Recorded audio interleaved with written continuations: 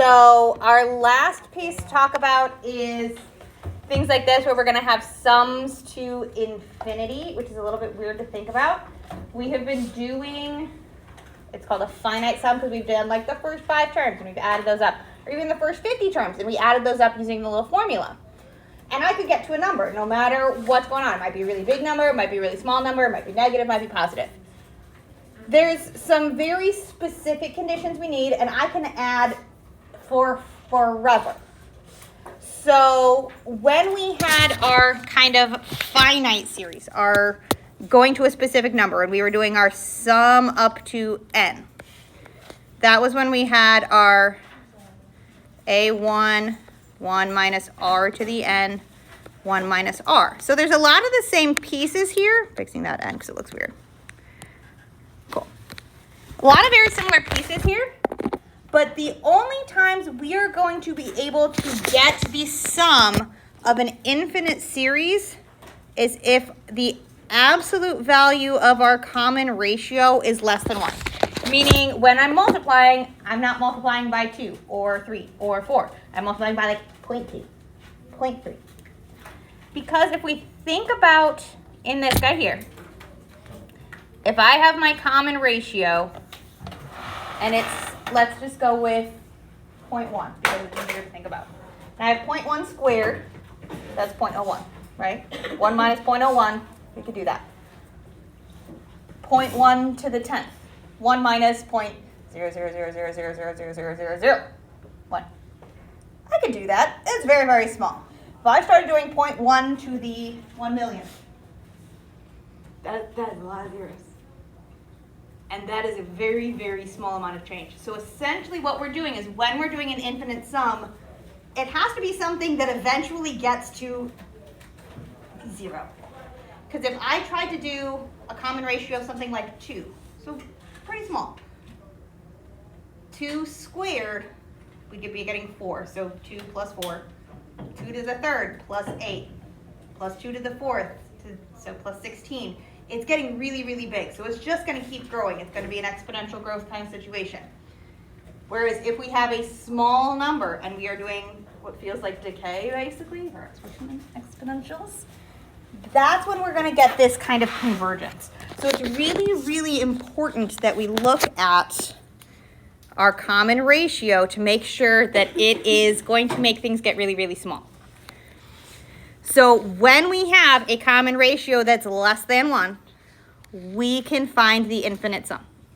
If we do not have a common ratio less than 1, we cannot find the sum. It does not exist. It is infinite. It just is going to make a real big number. So we're going to work with this. We're not going to really use this one today, but with the one we used yesterday, we're going to use this one today. So make sure we get that written down. You don't necessarily need that series as it's written right there. This is just noticing that it's our first term, and then we take our first term times r, and our first term times r again, and our first term times r again more times. So what we're going to do is I'm going to give us a couple of series that we are going to find our infinite sum. Sometimes it'll be written in our kind of sigma way. We've seen these before. We've done these before when they had a number on the top. We've done these before if it had like a 6 up here, where we have plugged and chugged and just found all 6 terms and added them up. We have done it where we had something like a 20 up here and we used our sum formulas. Now if it has something like an infinity, that's when we're going to use our new formula. To find the sum of our infinite series, we need to have our first term, and we're going to have 1 minus our common ratio. So what that means is I need to know what my common ratio is, and I need to know what my first term is. So we're going to do a couple of those. So we need to find our first term. I'm going to rewrite that a because that looked weird. So let's find our a sub 1. How do we get our a sub 1? Yeah. We'll have our 3 times that negative 2/3 to the power of 1. We're substituting 1 in for n. So what is the value of our first term?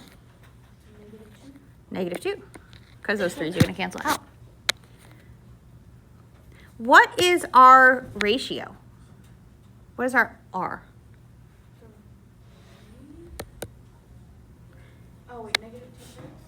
I was going to say, if we can't tell, find your next term and see if that helps us figure out what's going to be different. What multiplies each time? So if I tried to find our a sub 2, we'd have our -2/3 squared. Now can we tell which one's our R? It's the thing we multiply by each time. It's going to be the thing that has the power. So if it's written as an expression right here, it'll be the thing with the power on it. This guy is our R. Just be really careful because this is not our first term. This is actually like term 0, technically. So this is our first term. So we still have to find our first term, but this is our common ratio. So those are the pieces we need to be able to find this sum. We could find this value, and then we could do our ratio, which we get from dividing our neighboring terms. We could do that. But we don't need to. So let's do our infinite sum. So our sum to infinity, we're going to get from putting our -2, which I did blue, over 1 minus our common ratio, which is that -2/3. What is 1 minus -2/3?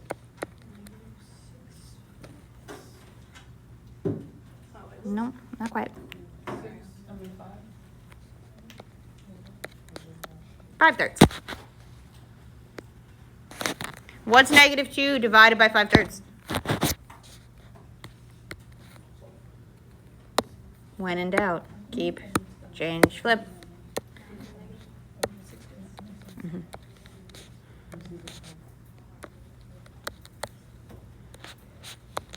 -6/5. You can use your calculator for this, but sometimes when we're doing these, we're going to wind up with really gross fractions. And occasionally, even the calculator goes, you don't want a fraction. Even if we say, yeah, I do, it'll go, no, you don't. And it'll give up and not do it. So sometimes the calculator gives up on these ones. If we get fractions that are like big denominators, the calculator goes, you don't want a fraction.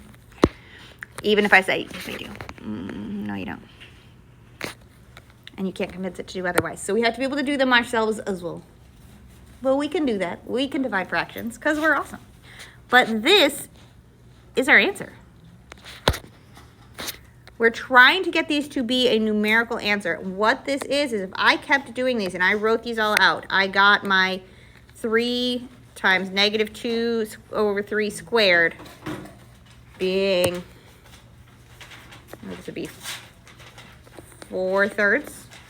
And if I kept going and did my a sub 3, a sub 4, a sub 5, all those bits and started adding them up, they're going to get closer and closer and closer and closer and closer to 6/5. It'll take a lot of terms to get there because this is one of those, it's going to jump back and forth between positive and negative values.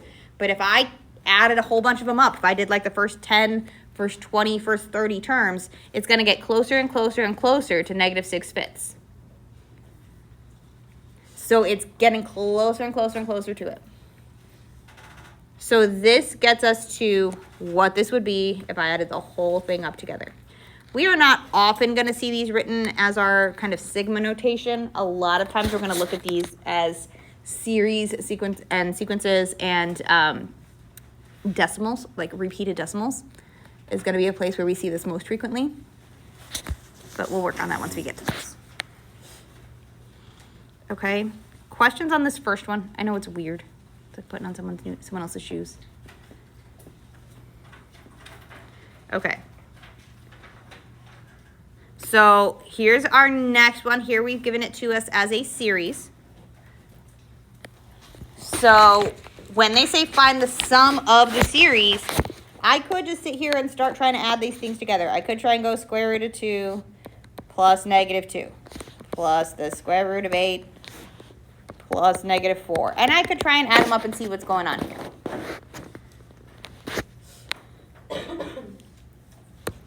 as we do that, what we're really looking for is we're looking to find our common ratio. I want to know what's happening between them. How are we getting from one term to the next? So let's see if we can figure out what our common ratio is. What are we multiplying by? The way we can do that is we can actually use the fact that these two terms are right next to each other.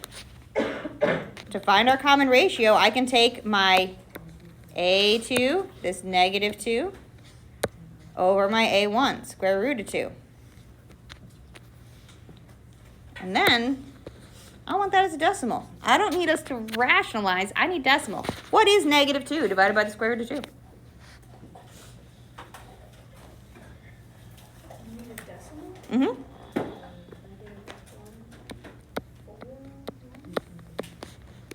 And then it's like 4, 2, 3, blah, blah, blah, blah, blah. It continues. It's not repeating and nice and tidy. It's kind of gross and messy. So what that tells me is that I'm multiplying by that negative square root of 2 over 2, if we were to rationalize it, every single time. So as we multiply more and more and more, these numbers are going to get bigger and bigger and bigger and bigger. Since we're multiplying by a negative, it's going to like kind of do this. If I was to graph them, they would go and get farther and farther and farther apart. I'd have positives, I'd have negatives, but we've got square root of 2, -2. Square root of 8, -4. Square root of 16, -8. Like they're getting farther and farther apart. So if I was to add them together, they're going all over the place. So since our common ratio is more than 1 away from 0, our absolute value of our common ratio is not less than 1, this infinite sum doesn't exist. We cannot do the infinite sum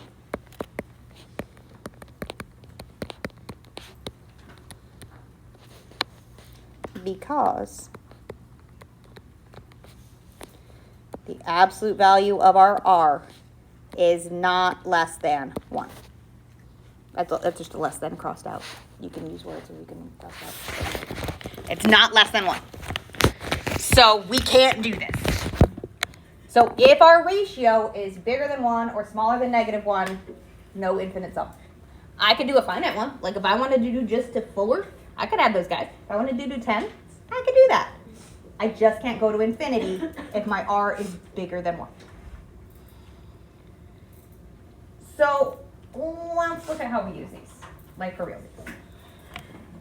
Where we're going to see these most frequently is in problems that look like this or as a repeated decimal. So we're trying to find the sum of this series. And the way it's written, we've got this ... That means goes forever. So there's our infinite.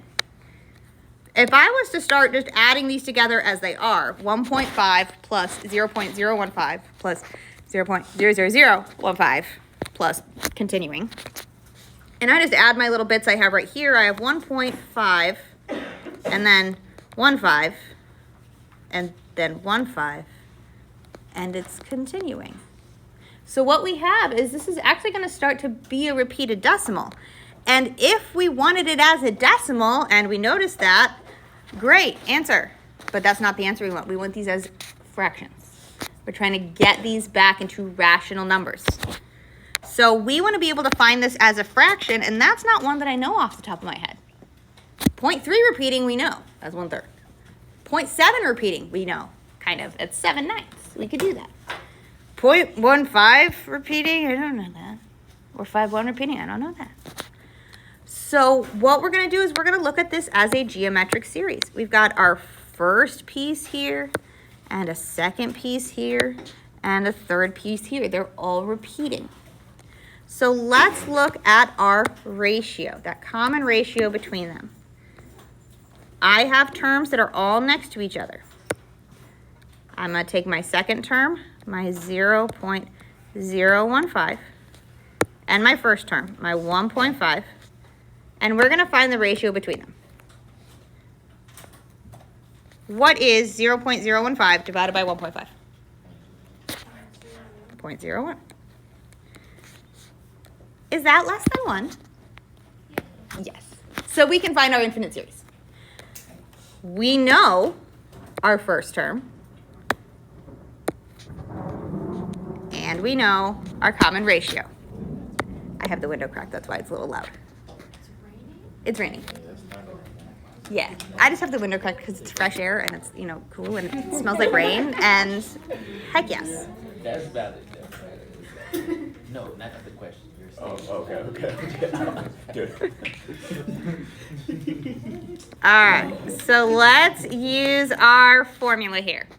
We need our first term, which we know, and we need our common ratio, which we know. Bless you. Bless you. So our infinite sum, we're going to get by setting up our fraction with our first term, which is 1.5, over our 1 minus that common ratio of 0.01. Boop. Well, that stuff we can simplify. 1 minus 0.01, that's 0.99. I could write these both as fractions, like we can do that. 1.5 is a fraction, that's 3/2. 0.99 as a fraction, 99/100ths. Totally doable. And if I wanted to divide this without typing the whole dang thing in the calculator, keep, change, flip. Where we're going to do our 3/2 times our 100 over 99. What are we going to get when we multiply those together?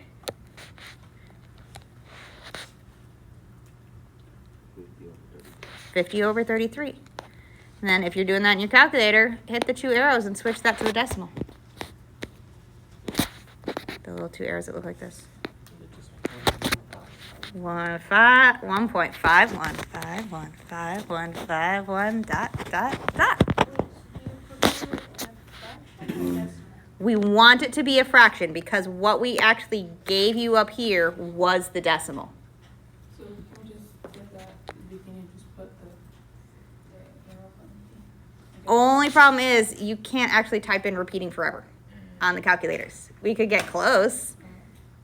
I could go out the edge of the screen, but I can't, the calculator won't figure out that I mean infinity. It just thinks, I'm going to stop right there.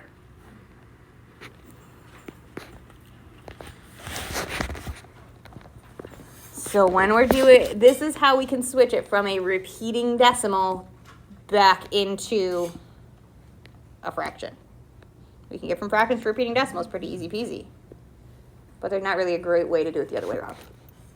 Except for this. Questions on this one? Okay. The other way we'll be given these is when we have a repeated decimal that doesn't start with our repeat. So if we have something like 4.3 repeating, I know we can probably do this one without the formulas, but I'm going to show it to us with the formulas so we can see things going with things we're familiar with, because it helps us kind of process it. So I know we probably can figure out our rational number, meaning fraction, for 4.3 repeating. Pretty sure we can. Yeah, we can. I'm like, I know you guys can, like totally. But we're gonna practice it with the technique just so we see it. So when we have these kind of decimal ones, I do like to write out at least a couple of places of the repetition just so we can see it. Because what we're looking for is we're trying to identify all the different repetitions here. So I've got 3 different pieces here. So when we're looking to add this up, we're looking to take our 4 and add 0.3. And then I want to add 0.03. Think of it like old school places when we were thinking pence, hundreds, thousands, that kind of stuff. 0.003. And it continues. You don't necessarily have to write all these bits out. I would recommend when we're doing this to write out at least 2 repetitions. I tend towards 3 because my brain likes 3s better because reasons. But what we're looking to figure out is we're looking to find our series in here that is repeating. The 4 is not a part of the repetition. We get to add it to our fraction that we find, that we totally don't know right now, at the end. So this bit, the repeating decimal, is a geometric sequence. Every single time.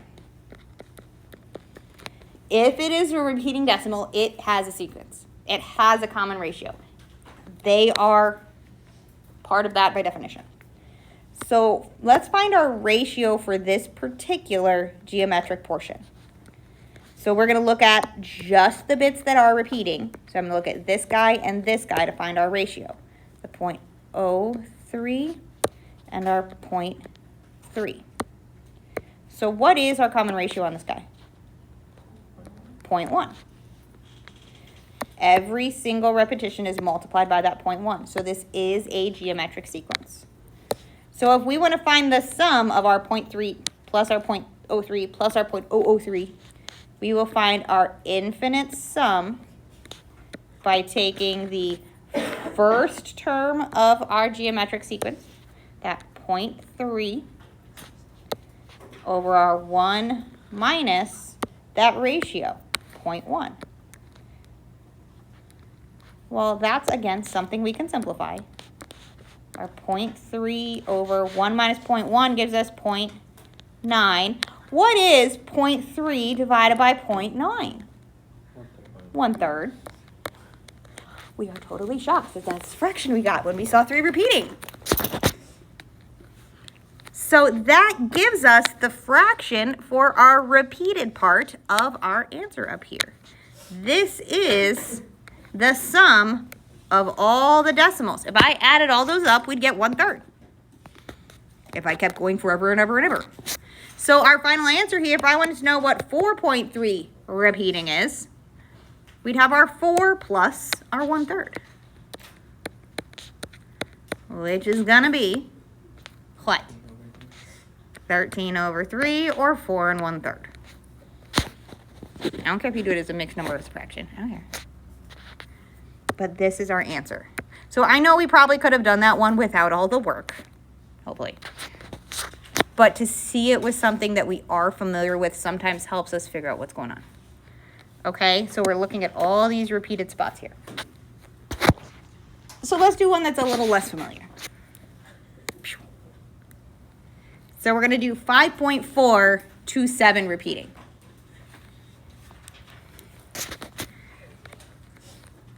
So we're going to get this as a rational number. That means we're going to get it to be a fraction.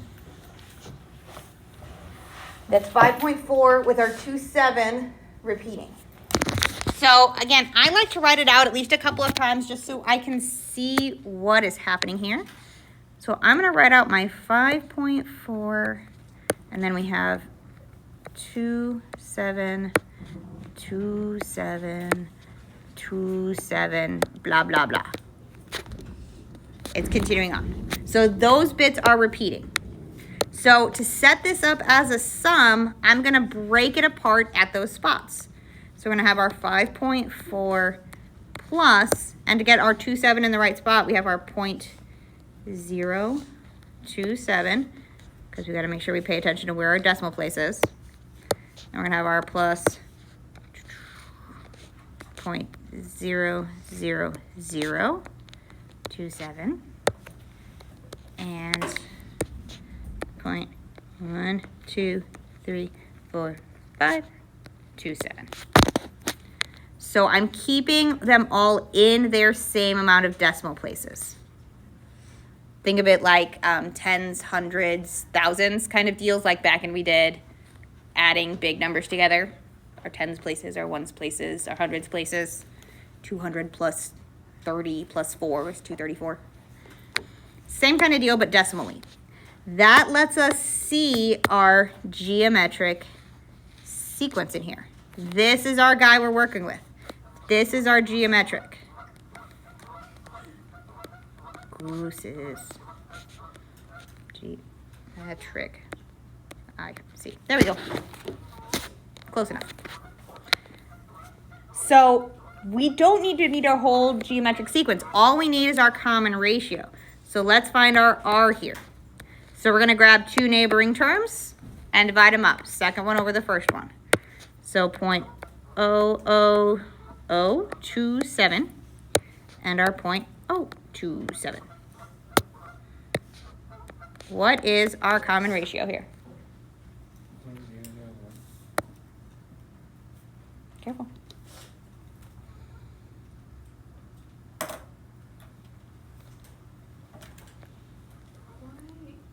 Yes, dear. Why is it like showing uneven for the zeros and the 5.4 plus 0.0? And it's suddenly 3 zeros instead of 2 and 7.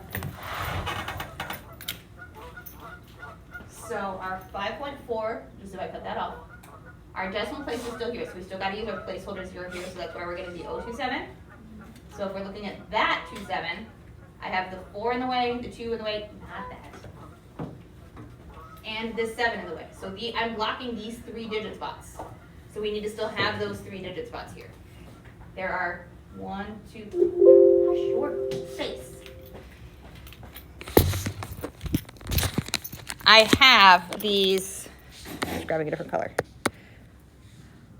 1, 2, 3 spots that need to be filled in right there. So that's where we're getting these 1, 2, 3 zeros. Same thing on the pink one. We have 5 spots that we need to fill in here. So 1, 2, 3, 4, 5 zeros. Oh, okay. Okay, see it now? Yeah. Cool. It's one of those things that I'm like, I was trying to find a better way to explain that. And it's just always a little awkward to figure out how many zeros go there. So set them up carefully when we're looking at our ratio. We should have, I believe, 0.01.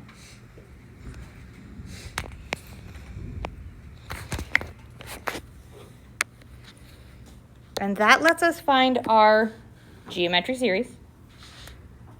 Or it lets us find our sum because we can take our sum to infinity of our geometric portion. So just that green bit here, not including the 5.4, just this bit, by taking our first term of that 0.027, that was our first guy that had repetition.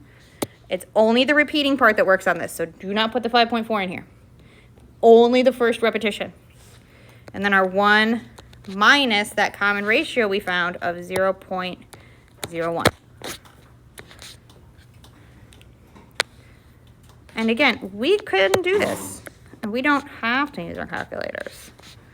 0.027 over our 0.99. And a lot of times we look at that and we go, ew, decimals.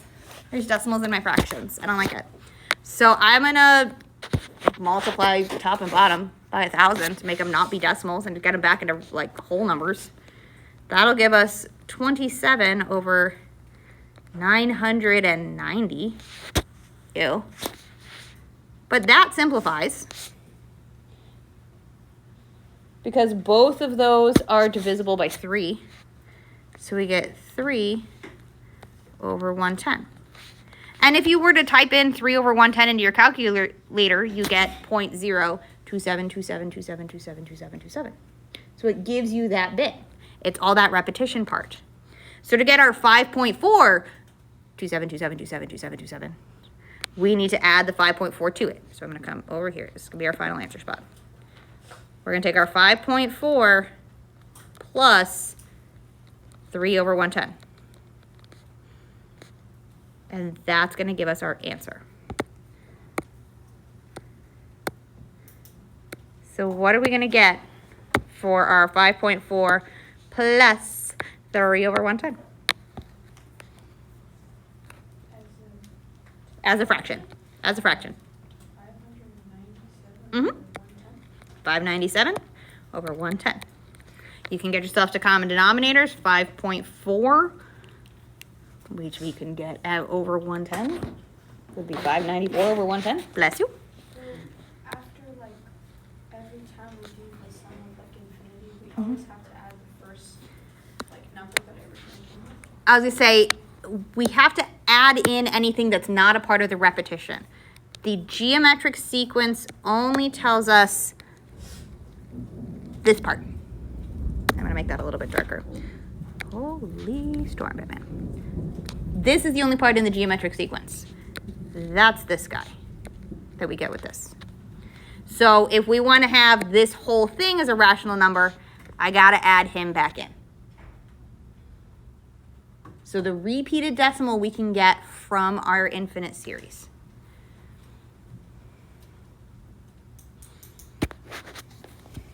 Got one more of these for us, okay? Questions on this one before we do one more? Just fine. Boop. Last one. So we are going to get this to a rational number. We have 2.146 repeating. So 146, 146, 146, 146. That's the part that's repeating. So again, I like to write it out with a couple of repetitions. You don't necessarily have to, but it works really good for my brain to do so. So if we have our 2.146, 146, 146, blah, blah, blah. I can see my repetition. These are the guys we can work with. My 146, 146, 146. So if I wanted to write this as a sum, we'd have our 2 plus 0.146 plus, our decimal stays in the same place, but I had these 3 things that have been occupied. So now we have 3 zeros and then our 146. Then I have my pink one, my decimal place is in the same spot, but I had all those 6 numbers beforehand that have all been occupied. 1, 2, 3, 4, 5, 6, 1, 4, 6. And I don't want to write anymore because that's too many dang on zeros. But that gives us kind of a view of what's happening here.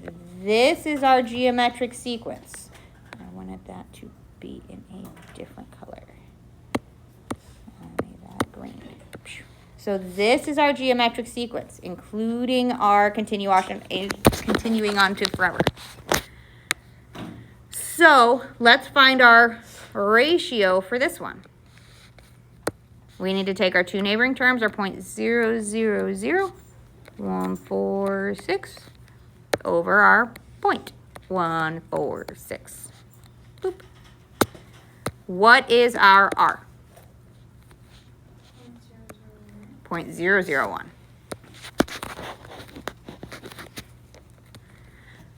So we can find the sum of this part of it using our little formula. So our sum to infinity is going to be our very first term, that 0.146 over our 1 minus that ratio of 0.001.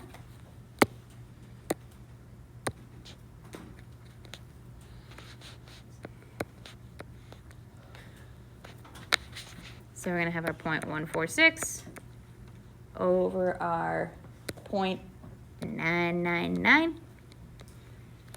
which we could multiply both of those by 1,000 and get not decimals. 146 over 999. And it does not simplify. So when we're looking to get our total for this rational number, to get it into a fraction, we need to take our 2, the bit that we did not include, this guy over here, he was not included in that geometric sum. So we need to include our 2 plus that guy we just found, our 146 over 999.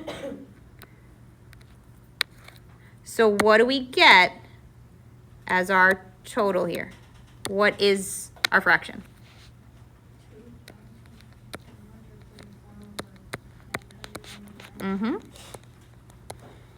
And if you type that in your calculator, it'll spit you out 2.146, dot, dot, dot. So it's a way to get our repeated decimals back into fractions. kind of why we have these. Okay. Questions on these? Because they're kind of awkward and they're kind of weird. And the formulas are weird. And I get that. But they do have their reasons. Okay. Because that is everything in chapter 10. So we have about 5 minutes left. I'm going to put this up here and just give you a little bit of reminder.